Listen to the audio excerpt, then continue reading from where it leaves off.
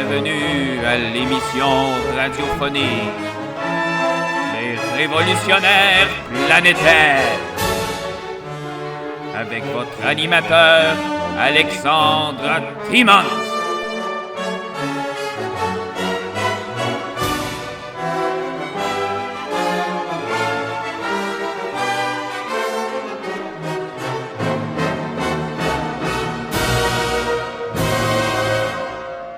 Ce qui est dangereux, c'est les incendies de centrales nucléaires. Ça, c'est extrêmement dangereux. Donc, en ce moment, sur la planète, si je me rappelle bien, il y a environ 258 réacteurs, dont il y en a quelques-uns qui sont soit fermés ou en cours d'être fermés. Mais le gros problème principal, que là, ça, je suis certain que si je le dis tout de suite, le nucléaire, ils sont pas capables de répondre à ça, là. C'est que dans le fond, moi je pense que si, mettons, on pense que évidemment il peut y avoir des problèmes dans le futur, mettons des blasts solaires, mettons des grands champs électromagnétiques du soleil par exemple qui éteignent d'un coup tous nos appareils électroniques, tous les appareils électroniques qui n'ont pas de bouclier anti-plasma solaire, bon ben eux autres, ces systèmes électroniques-là vont céder. Puis on sait que des blasts solaires, il y en a assez souvent. Et puis, c'est à présager qu'il va en arriver quelques-uns, peut-être d'ici 100 ans, 200-300 ans.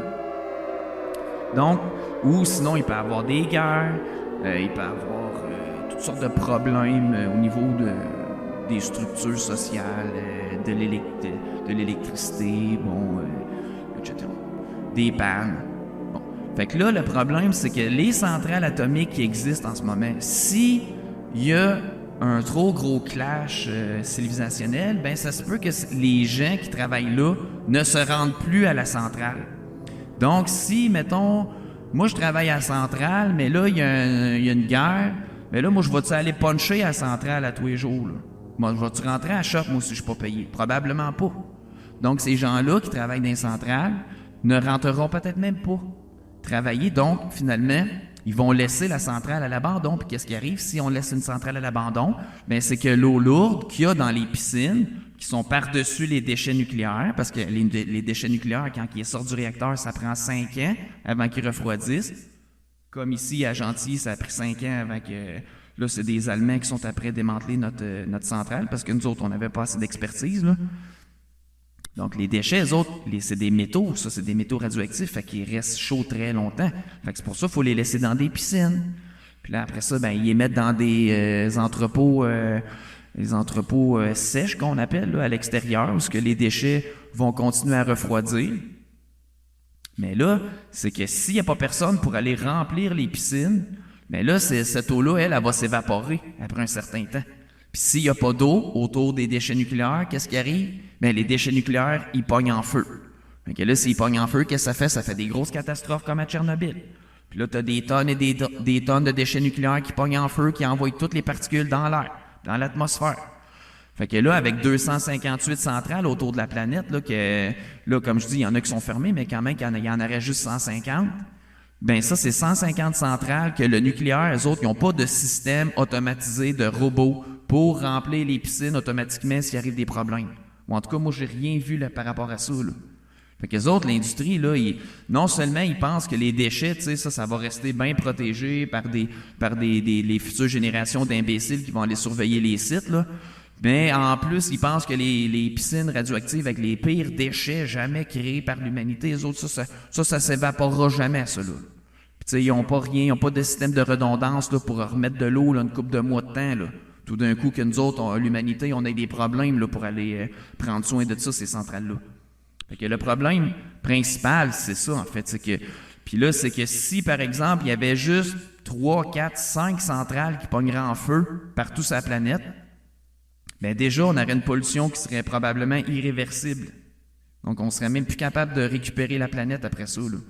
Parce que déjà, avec tous les tests nucléaires qu'ils ont fait dans l'atmosphère, ils ont fait en plus que 2000 tests nucléaires, parce qu'avant ça, ils faisaient, comme les États-Unis, ils ont fait exploser beaucoup de bombes au Nevada, puis après ça, les Russes, puis après ça, les Français dans l'atoll Bikini, en tout cas.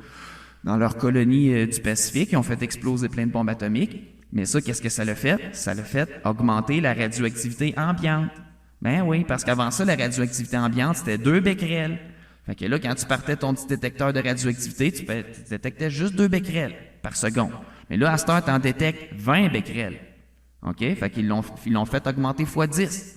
Juste en faisant sauter 2000 bombes atomiques. Puis comme je l'ai dit, les bombes atomiques, il n'y a rien là-dedans. C'est juste une petite charge.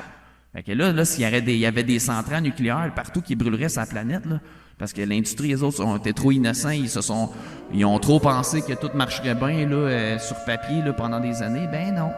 Fait que là, ça, c'est un fléau, le nucléaire, qui peut détruire notre planète n'importe quand. Fait que là, à l'époque, ce qu'on est rendu avec des panneaux solaires, des éoliennes, des hydroliennes, toutes sortes de systèmes alternatifs, ben l'industrie du nucléaire, avec les réacteurs à fission, ben elle est carrément rendue trop dangereuse pour nous autres. Mais je dis pas qu'il pourrait pas avoir des réacteurs à fusion. Les réacteurs à fusion, supposément, qui s'éteignent automatiquement, ils consomment moins de combustible, mais bon, encore là, c'est toujours risqué. Là.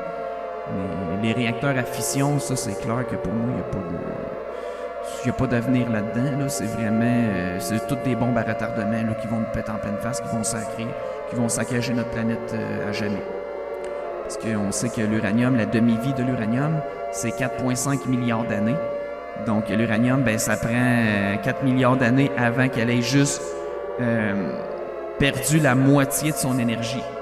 Donc, tu sais, puis là, dans 4 milliards d'années, ben c'est plate, mais le Soleil va déjà avoir tombé en phase d'expansion. Fait que tu sais, dans le fond, il va déjà avoir fallu quitter la planète. Là.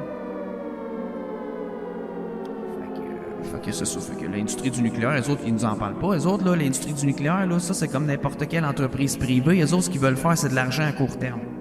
Parce que j'avais vu sur Internet que ceux qui opèrent une centrale, ils vont appeler ça, le groupe, c'est les Atomkraftwerk. Bon, mais les autres, les Atomkraftwerk, ils vont générer environ 1 million de dollars par jour. Fait que les autres, c'est à ça qu'ils pensent. Tu sais, c'est privé en partie, ça, là. Fait que là, eux autres, ils veulent faire de l'argent rapidement, puis après ça, ben, les générations futures, ben, ils s'arrangeront avec les déchets, hein, c'est comme n'importe quoi, sauf que ça, ces déchets-là, il n'y a rien de pire que ça, là. Il n'y a rien de pire que ça dans tout l'univers. OK? Donc, il faut faire attention à ça, là. C'est des choix, ça, de civilisation qu'on prend. Bon. Après ça, sur les centrales, ben, c'est ça, là. Il faudrait avoir des systèmes automatisés de remplissage des piscines. Ça serait le minimum. Sinon, ben, carrément, tout arrêter ça. Ah oui. Ce que je peux dire par rapport aux Français, là, la grande candeur des Français puis leur ignorance historique, là, c'est que là, eux autres, tant qu'à avoir le pied dans le sang mouvant, ils décident de se mettre la tête comme il faut. Là, eux autres, non, c'est parce qu'une centrale nucléaire, en général, ça va produire à peu près maximum 1000 kWh. Mais souvent, ils les font... Comme les Russes, tu sais, quand ils vont faire un 500-600 kWh, c'est beaucoup. Mégawatts, excusez. Quand ils vont faire 500 mégawatts, c'est beaucoup parce que les centrales nucléaires, les réacteurs, ils les font pas marcher à pleine puissance de peur que, justement, la réaction s'emballe. Donc, mais là, les Français, avec leur super intelligence, là, puis leur aveuglement généralisé, là, les autres sont partis dans les super réacteurs. Et là, ils ont fait un réacteur dans le nord de la France qui, là, est jamais fini parce qu'ils ont des dépassements de coûts, des dépassements de temps incroyables. Là, les autres, le réacteur, l'EPR, ben là, les autres, ça équivaut à 5 centrales nucléaires standards. Donc, on parle d'un super réacteur. Mais là, ils disent qu'avec un réacteur comme ça, ben, ils pourraient alimenter la ville de Paris au complet. Puis ça, habituellement, ben, ça leur aurait pris 5 réacteurs pour alimenter Paris, là. Mais là, avec juste un réacteur, ils sont capables. Mais là, les autres disent « Hey, wow, c'est génial ». Mais là, les Français, eux autres, ils sont pas capables de le terminer à temps, là. Mais là, les Chinois, eux autres, ils en ont fait un réacteur, la même affaire qu'eux autres. Ils ont un EPR chinois qu'ils disent. Mais là, c'est pour ça, tu sais, il faut pas que tout le monde commence à faire des EPR partout, là, parce que si ces genres d'EPR-là pognent en feu, là, ben, ça n'en prendra. Peut-être juste une centrale comme ça, là, qui brûle comme il faut, là, et... on oublie ça, l'Europe, là, ça va être contaminé pas mal, puis ça, c'est sur le bord de l'eau, ça va aller dans l'océan, ça va faire le tour de la planète. C'est toutes des affaires extrêmement risquées, là. Donc, Pour le peu que ça donne d'électricité à court terme, ça donne absolument rien d'aller là-dedans. Là. Fait que les Français, eux autres, c'est ça, ils sont aveugles, ils font 80% de leur électricité au nucléaire. Là, ils sont après construire des centrales qui sont encore 5 fois plus grosses, 5 fois plus dangereuses.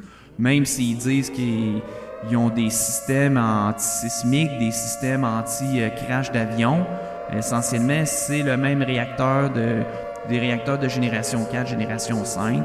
Il n'y a pas vraiment de différence, c'est de la fission nucléaire bien standard. Comme Albert Einstein l'a dit, faire bouillir de l'eau avec du nucléaire, c'est la pire idée qu'on peut pas avoir. C'est la façon la plus stupide de faire bouillir de l'eau. Ben, les autres, ils croient à ça pas mal. Mais les Français, ils ont un réacteur nouveau genre, l'ITER, dans le sud de la France, où est-ce que là, ils veulent faire de la fusion nucléaire dans un tort. Sauf que c'est ça, ils essayent de créer un plasma dans un tort qui se promène, contrôlé par des champs électromagnétiques, puis réchauffé par des faisceaux de micro-ondes. Parce que là, ils réussissent à le faire fonctionner, mais quelques secondes. Mais là, les autres veulent faire fonctionner ça des minutes entières. T'sais. On le voit que l'humanité, on a de la misère. C'est sûr que c'est des bonnes idées, mais il y a tellement d'affaires plus simples et plus sécuritaires à entreprendre qu'on se demande. Là, c'est sûr ils veulent faire la recherche de pointe, là, mais jusqu'à un certain point, là, à un moment donné, ça devient ridicule. Là. Mais c'est ça, dans les réacteurs à fusion, ben il y en a d'autres. Il y en a un autre avec le mégajoule, avec des lasers qui sont concentrés sur une petite tête d'épingle qui réussissent à créer la fusion à 150 millions de degrés Celsius.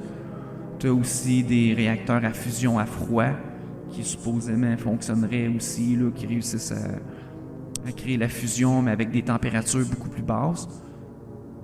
Bon, il y a toutes sortes d'innovations, là, mais tu sais, l'océan, ben, on peut la remplir avec des hydroliennes, hein, puis le désert, ben, on peut remplir ça avec des panneaux solaires aussi, hein, puis on peut envoyer l'électricité un peu partout, là.